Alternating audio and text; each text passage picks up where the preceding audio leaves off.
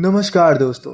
एक बार फिर से स्वागत है आपका हमारे हॉरर पॉडकास्ट शो पे, जहां पर हम लोग सुनते हैं एक से बढ़कर एक सच्ची घटना पर आधारित डरावनी कहानियां। तो जो ये आज की कहानी है वह है महेश की। तो चलिए जानते हैं महेश के साथ उस रात क्या घटना घटती है। तो महेश की कहानी को हम महेश की जुबान से ही सुनेंगे। नमस्कार दोस्तों, मेरा नाम महेश है। यह कहानी मेरी जिंदगी की सबसे भयानक रात की है।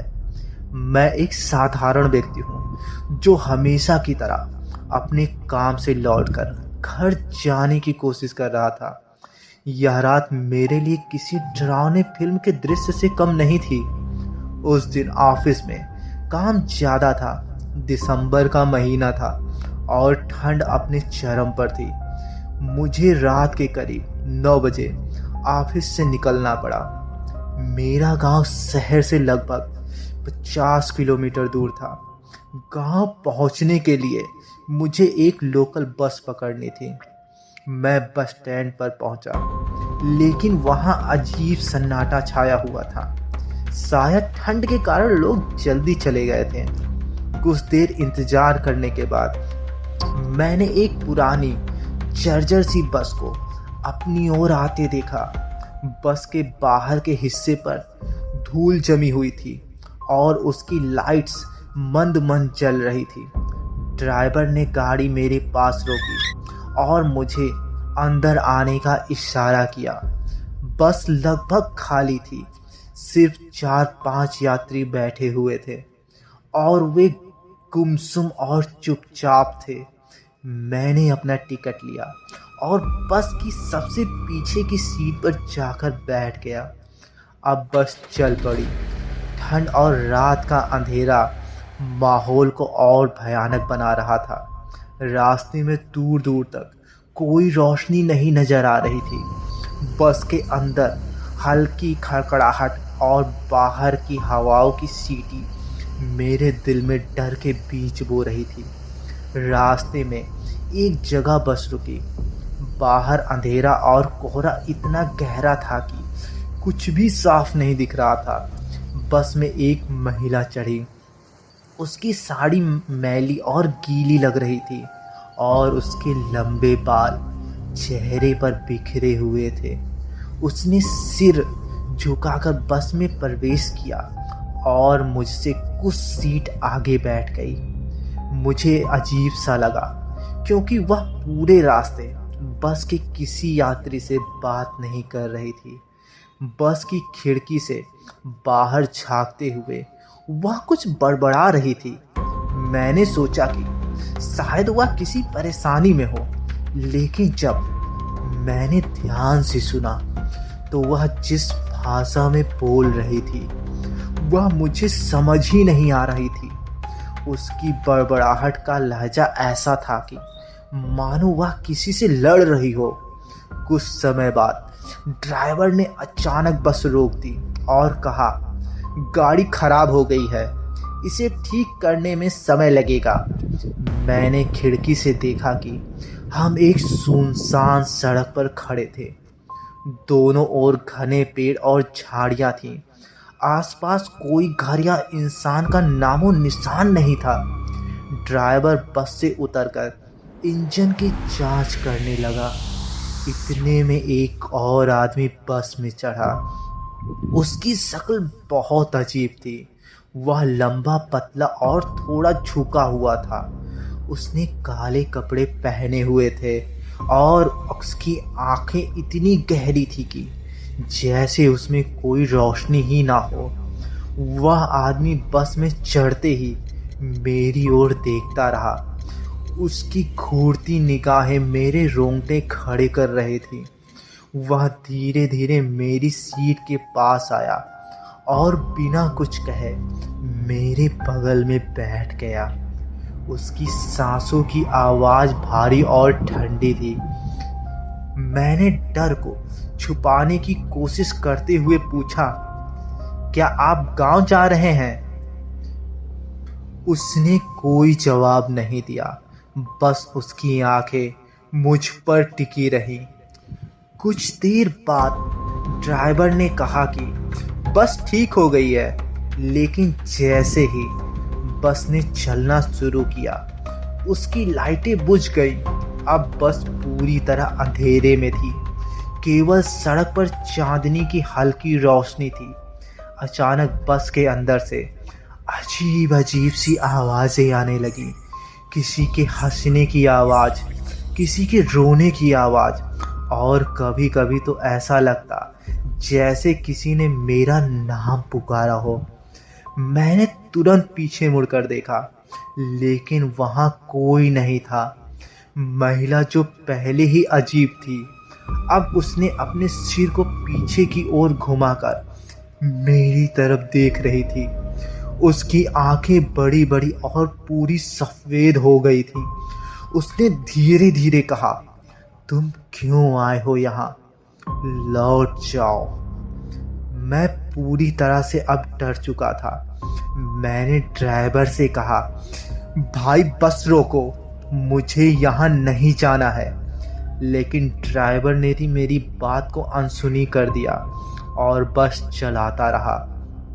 बस एक सकरे रास्ते पर मुड़ गई जो घने जंगल के बीच से गुजर रही थी। रास्ता इतना सुनसान था कि कोई पक्षी भी चहचहा नहीं रहा था। बस के अंदर का माहौल और भी डरावना हो चुका था। अचानक बस एक झटके से रुक गई। बस का ड्राइवर चिल्लाया, अरे ये क्या है? मैंने खिड़की से देखा कि रास्ते के बीचों बीच एक आदमी खड़ा हुआ था।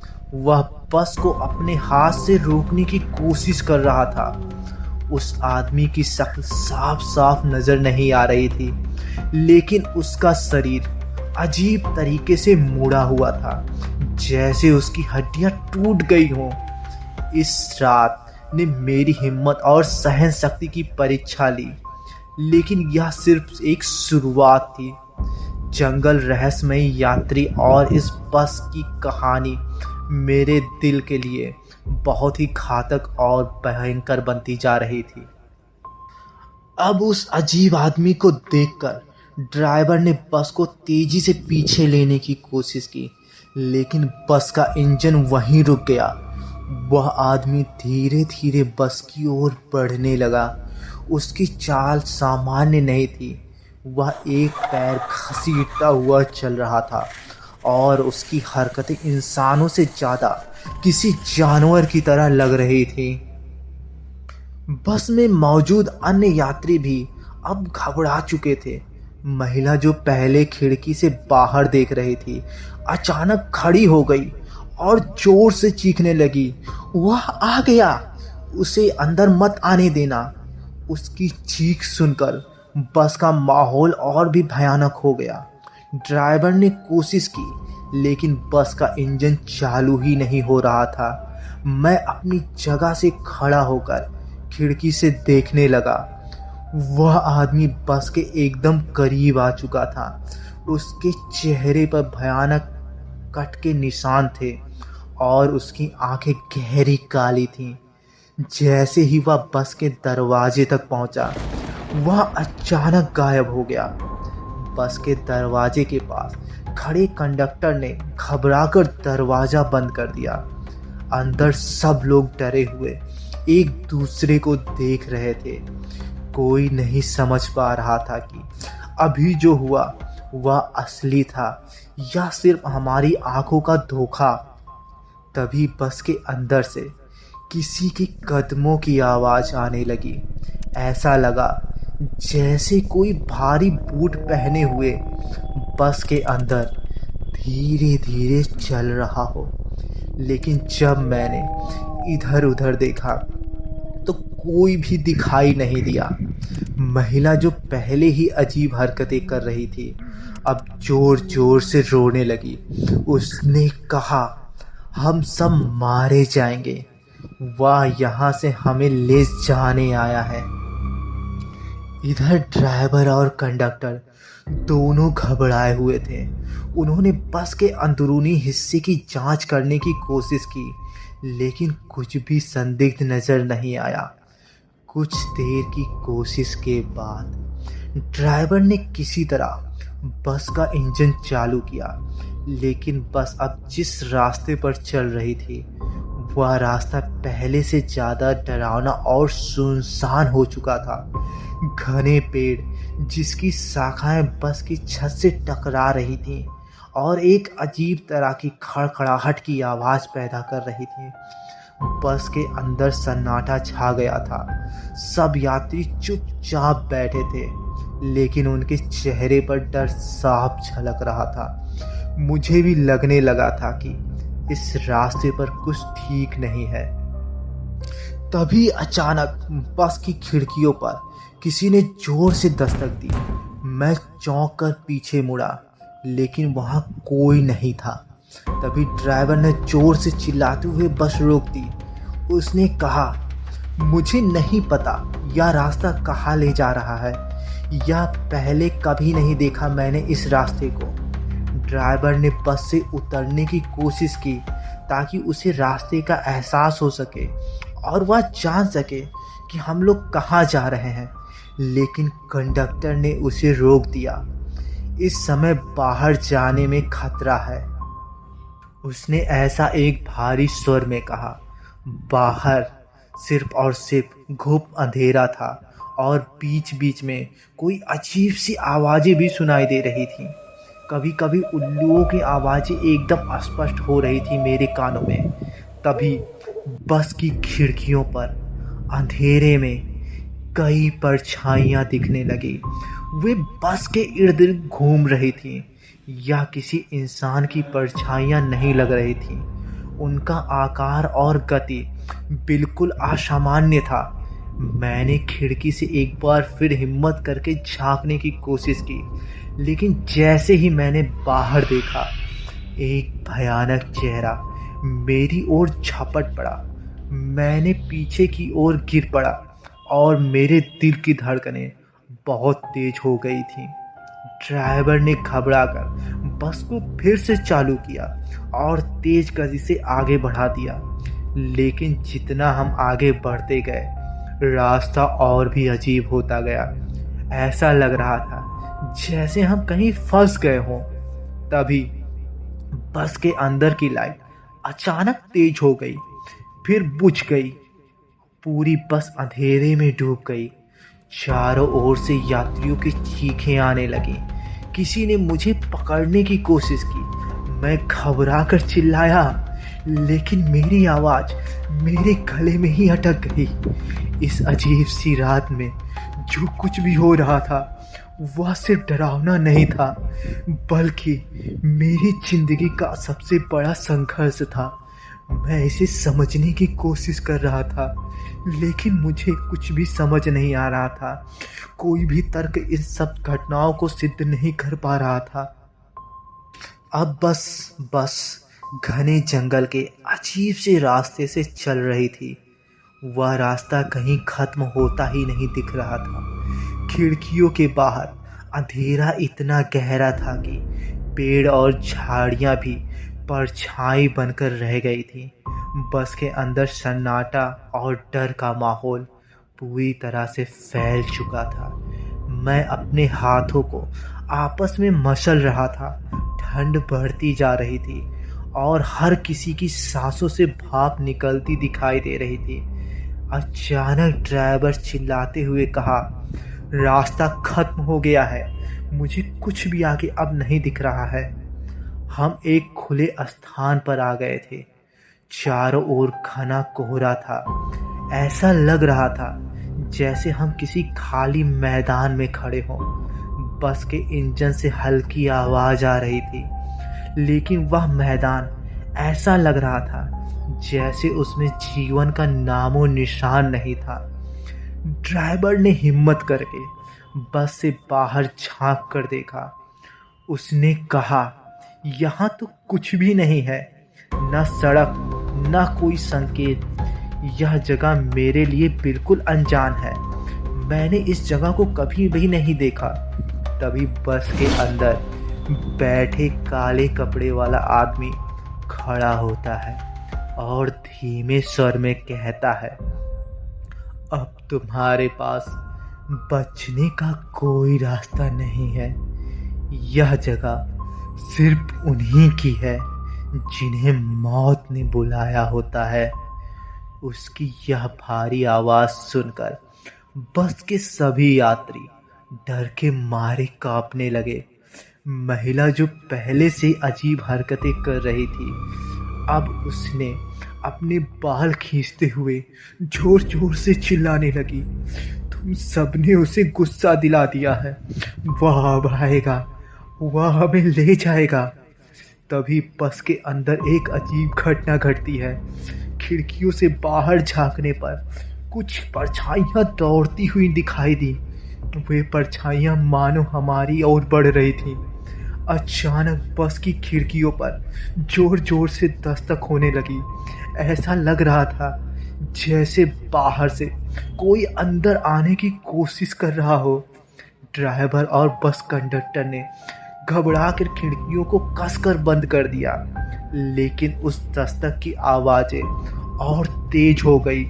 मैंने अपनी सीट से उठकर दरवाजे की ओर देखा। बस का दरवाजा हल्के से कांप रहा था, जैसे कोई उसे खोलने की कोशिश कर रहा हो। अचानक बस के अंदर से किसी के जोर से हंसने की आवाज गूंज पड़ी। वह हंसी इतनी तेज और डरावनी थी कि मेरी रीढ़ की हड्डी तक कांप उठी। जब मैंने पलट कर देखा तो वह काले कपड़े वाला आदमी हंस रहा था। उसकी हंसी धीरे धीरे बढ़ती जा रही थी। उसकी आंखें अब लाल हो चुकी थी और वह मेरी ओर देख रहा था, और उसने एक भयानक स्वर में कहा, तुम सब यहाँ फंस गए हो। इस जगह से बचने का कोई रास्ता नहीं है। यह रात तुम्हारी आखिरी रात होगी। तभी बस के बाहर से किसी ने चलने की आवाज नोटिस की। ऐसा लग रहा था जैसे बहुत सारे लोग बस के चारों ओर घूम रहे हों, लेकिन जब खिड़की से देखा मैंने तो कोई नजर नहीं आया। सिर्फ कोहरा और अंधेरा ही था वहां पर। तभी एक बार फिर वह महिला जोर से चीखने लगी और कहने लगी, वह आ रहा है। उसने मुझे चेतावनी दी थी, लेकिन मैंने बात नहीं सुनी। अब वह हमें मार डालेगा। ड्राइवर ने घबरा कर बस को फिर से चालू करने की कोशिश की, लेकिन इंजन ने काम करना बंद कर दिया। अचानक जंगल के बीच से लाल लाल रोशनी दिखाई दी। ऐसा लग रहा था जैसे दूर कहीं आग जल रही हो। वह आग धीरे धीरे बस की ओर बढ़ रही थी। बस के अंदर बैठे सभी यात्री अब डर के मारे चिल्लाने लगे। कंडक्टर चिल्लाया, हमें यहाँ से भागना होगा। लेकिन भागने का कोई रास्ता भी तो नजर नहीं आ रहा था। हम बस के अंदर बंद थे और बाहर जो कुछ था वह इंसानी दुनिया से परे था। आग की लपटें बस के पास पहुंचते ही गायब हो गई, और तभी बस के सामने एक भयानक चेहरा उभर कर आया। वह चेहरा इंसानी नहीं था। उसकी आंखें गहरी काली और उसकी मुस्कान इतनी चौड़ी थी कि जैसे किसी राक्षस की हो। और उसने एक भयानक स्वर में बोला, तुम सब मेरे हो। अब यह रात मेरी है और तुम्हारी आत्मा भी मेरी है। यह सब होते ही अब मैं समझ गया था कि इस रात से बचना आसान नहीं होगा। मैंने अपने आसपास देखा, लेकिन कोई मदद का जरिया नहीं था। काले कपड़े वाला आदमी अब बस के पिछले हिस्से की ओर बढ़ते हुए मेरी ओर धीमे धीमे चलने लगा, लेकिन उसकी मौजूदगी बहुत ही खतरनाक लग रही थी। मैंने अपनी सीट के नीचे देखा, जहां एक लोहे की रॉड पड़ी थी। मैंने उसे उठाया और पूरी ताकत से उस आदमी की ओर दौड़ा। मुझे पता था कि मुझे हिम्मत दिखानी ही होगी। और मैं उस रॉड को लेकर किसी तरह बस के दरवाजे तक पहुंच गया। मैंने रॉड से दरवाजे को तोड़ने की कोशिश की और मैं बस रॉड से उस बस के दरवाजे को तोड़ने की कोशिश किए ही जा रहा था। हर वार के साथ मेरे दिल की धड़कन तेज हो रही थी। बस के अंदर अब अजीब अजीब घटनाएं और भी तेज होने लगी थी। काले कपड़े वाला आदमी अब धीरे धीरे मेरी ओर बढ़ रहा था। उसकी चाल में एक अजीब सा ठहराव था, जैसे वह जानता हो कि मैं बच नहीं पाऊंगा।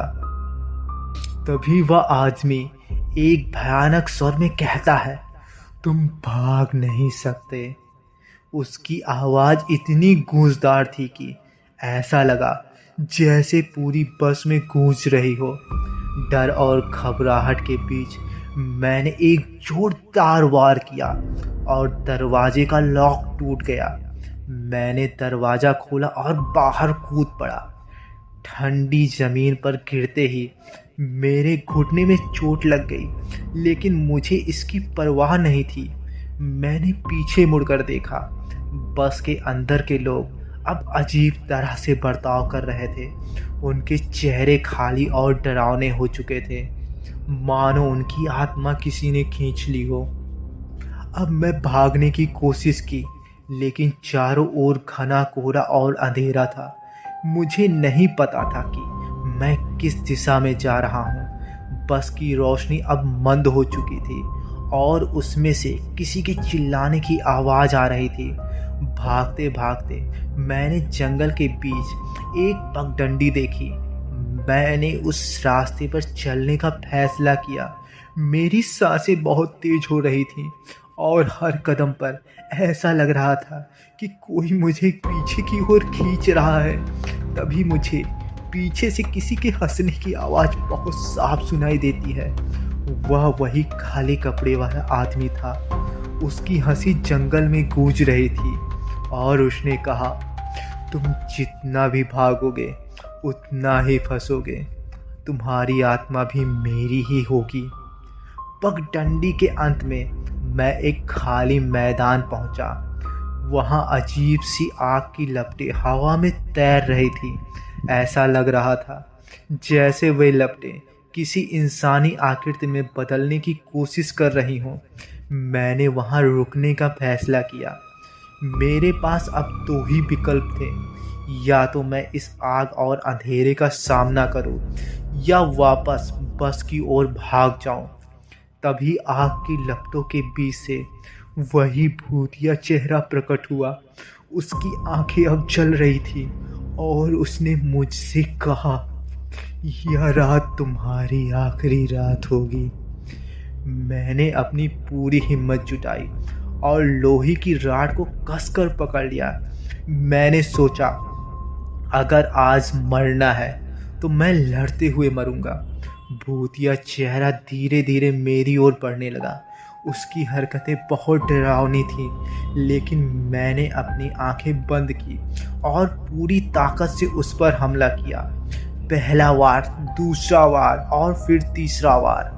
हर वार के साथ वह चेहरा गायब होता गया। अचानक पूरा मैदान रोशनी से भर गया। आग की लपटें बुझने लगी और वह चेहरा गायब हो गया। मुझे समझ नहीं आ रहा था यह क्या हो रहा है, और इसी बीच मैं बेहोश होकर ज़मीन पर गिर पड़ा। जब मेरी आंखें खुली तो सूरज उग रहा था। कोहरा छट चुका था और चारों ओर पक्षियों की चहचहाहट सुनाई दे रही थी। मैंने पीछे मुड़कर देखा तो वह बस गायब हो चुकी थी। वहाँ न कोई यात्री था, न बस और न ही वह ड्राइवर। ऐसा लग रहा था जैसे वह रात सिर्फ मेरी कल्पना थी। मैंने अपनी चोट और फटे हुए कपड़ों को देखते हुए समझा कि वह रात असली ही थी। किसी तरह से मैं गांव पहुंचा। रास्ते में एक ट्रक ड्राइवर ने मुझे देखा और मेरी मदद की। उसने कहा, यह रास्ता बहुत समय से बंद पड़ा है, यहाँ कोई बस नहीं आती। तुम यहाँ कैसे पहुँचे? मैंने कुछ नहीं कहा। गांव पहुंचकर मैंने अपनी माँ को सब कुछ बताया। वह डर गई और बोली, यह पूर्णिमा की रात थी। हमारे गांव के लोग कहते हैं इस रात जंगल में बुरी आत्माएं घूमती हैं और वे आत्माएं लोगों को अपना शिकार बनाती हैं। यह सुनकर मैं बहुत ही भयभीत हो गया और मैं बहुत खुश भी था कि मैं उन आत्माओं के चंगुल से बच गया। उस घटना के बाद मैंने हमेशा रात में यात्रा करने से परहेज किया। वह रात मुझे सिखा गई कि डर से भागने के बजाय उसका सामना करना सबसे अच्छा उपाय है। आज भी मैं जब उस बस और जंगल के बारे में सोचता हूँ तो मेरी आत्मा कांप उठती है। लेकिन उस रात ने मुझे हिम्मत और आत्मविश्वास का अति मतलब भी समझाया। तो दोस्तों, ये कहानी थी महेश की। उम्मीद करते हैं यह कहानी आपको पसंद आई होगी।